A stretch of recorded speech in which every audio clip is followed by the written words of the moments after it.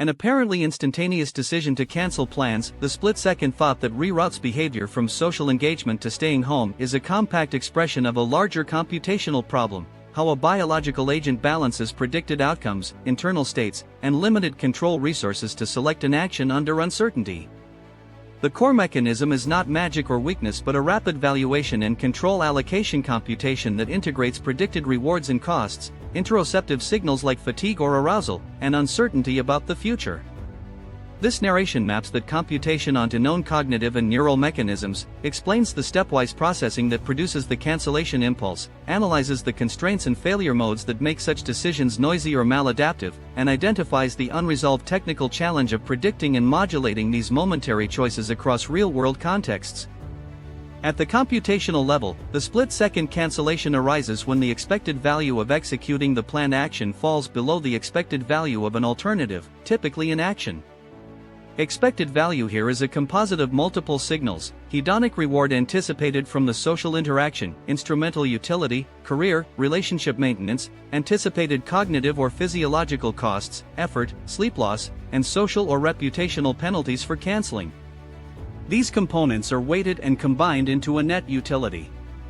Two decision systems contribute to this evaluation. A model-based planner simulates future states using an internal model of social dynamics and personal capacities. It projects the benefits and costs over time. A model-free system stores cached action values from prior reinforcement and can produce rapid habitual tendencies toward attendance or avoidance. Control allocation, whether to suppress a habitual cancellation impulse or to override inaction with planned attendance, is governed by a meta-decision process formalized in models such as the expected value of control, EVC. The EVC computes whether the cognitive control required to carry out or suppress a response justifies its costs, producing a threshold control signal that tips behavior toward staying or canceling. Neural circuitry implements these computations. The ventromedial prefrontal cortex, VMPFC, encodes subjective value signals. It integrates reward-related information and interoceptive valuations. The dorsal anterior cingulate cortex, DACC, computes conflict and estimates control demand, acting as part of the EVC implementation to recommend whether exerting control is worth the cost. Dorsolateral prefrontal cortex, DLPFC, implements control once engaged, sustaining goal-relevant representations and inhibiting prepotent impulses. Interoceptive regions, especially the anterior insula, relay bodily state information, fatigue, discomfort, anticipatory anxiety, which biases valuation away from action. Subcortical structures modulate these signals. The amygdala amplifies threat or social-emotional salience, the ventral striatum codes prediction errors and habit value, and neuromodulators like dopamine signal expected reward and update model-free values, while noradrenaline influences arousal and uncertainty processing. In a practical moment, a calendar notification appears, or a phone call confirms details, perception triggers an internal update. The planner simulates the upcoming interaction and computes a revised expected value. If interoceptive input indicates low energy or high anxiety, the VMPFC's integrated value falls. The DACC evaluates whether the cost to recruit DLPFC sufficiently outweighs the diminishing expected benefit. If not, the decision system resolves toward cancellation, sometimes with only a phenomenally brief awareness of deliberation because much of the calculus happens subconsciously and in parallel. Mechanistically, several steps unfold in rapid succession. First, state estimation, sensory and interoceptive signals are combined into a probabilistic belief about current capabilities and situational demands. Bayesian inference takes noisy cues, sleep duration, recent stressors, current heart rate variability, and infers latent states like fatigue or social readiness. Second, predictive simulation. A model-based controller uses those inferred states to simulate future trajectories with and without attendance, producing distributions of possible outcomes and associated utilities. Third, value integration. Outputs of simulation, cached habit values, and social cost estimates are integrated into a scalar net utility for each option. Fourth, meta-control. The EVC mechanism estimates the cost of exerting the cognitive resources necessary to carry out the selected option and adjusts the decision threshold.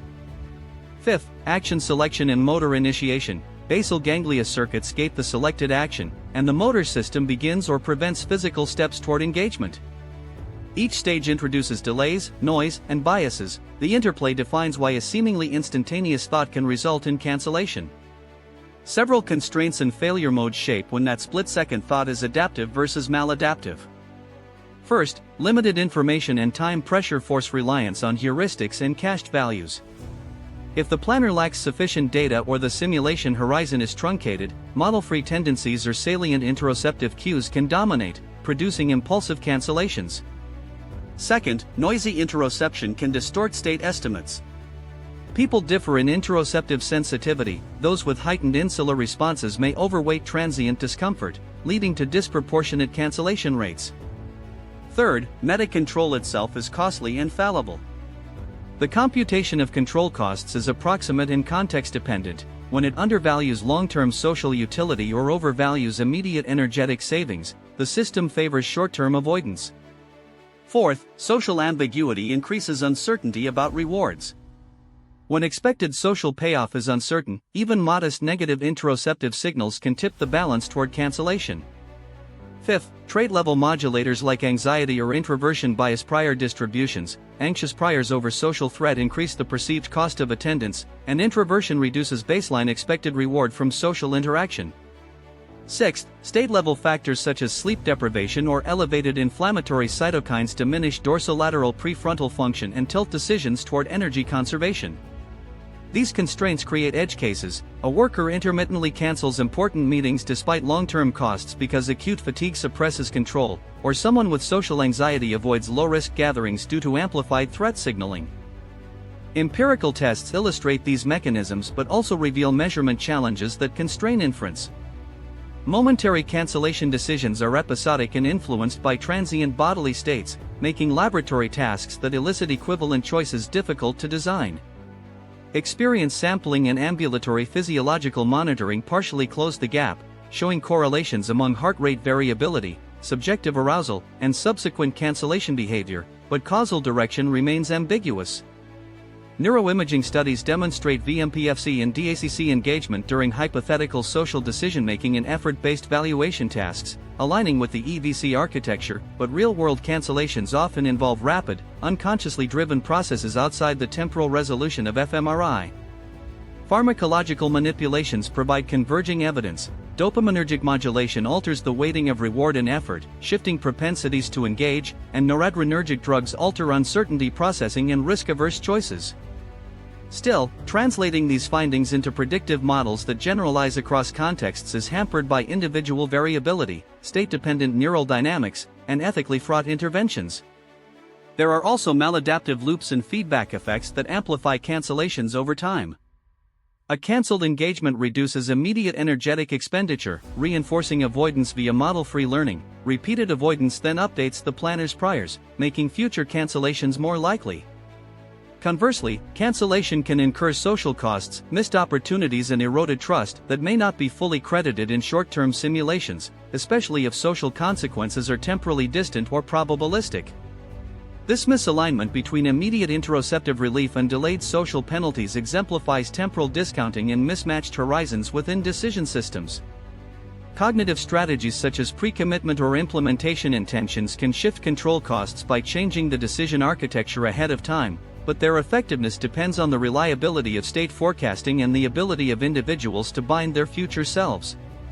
Looking forward, a central unresolved engineering and scientific challenge is to create a multi-scale, predictive framework that links momentary physiological states, computational valuations, and long-term social outcomes with sufficient individual specificity to forecast and, where desirable, modulate cancellation behavior in real time. This requires three advances.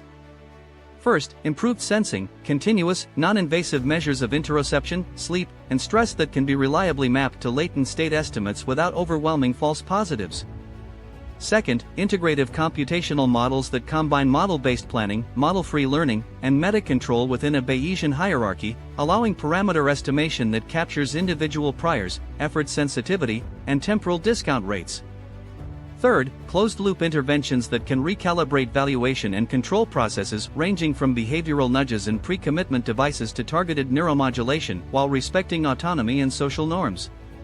Implementing such systems confronts hard constraints, the intrinsic noise of bodily signals, ethical limits on predictive behavioral manipulation, the high dimensionality of social contexts, and the need to preserve adaptive avoidance when cancellation is protective. Empirical work must confront methodological obstacles, ecological validity versus experimental control, disentangling cause and effect between physiological states and decision tendencies, and defining objective measures of social cost and benefit that are context-specific. At the neural level, causally linking DACC computations to real-time control allocation in naturalistic social decisions requires temporally precise interventions, such as closed-loop stimulation guided by decoded control demands, but such experiments face translational and ethical barriers. Finally, there is a theoretical gap in integrating interoceptive prediction errors into existing decision-theoretic frameworks so that bodily surprises alter both valuation and meta-control in a principled manner.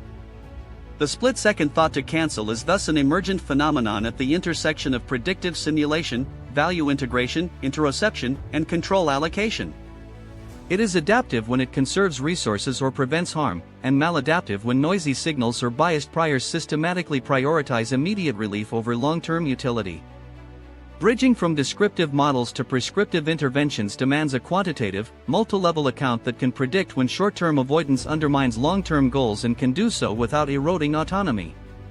The unresolved question is whether a generalizable, ethically acceptable system can be developed that integrates continuous physiological sensing, individualized computational models, and real-time modulation of meta-control to reduce maladaptive cancellations without blunting adaptive conservation, and if so, how to validate such a system across the diversity of human social environments.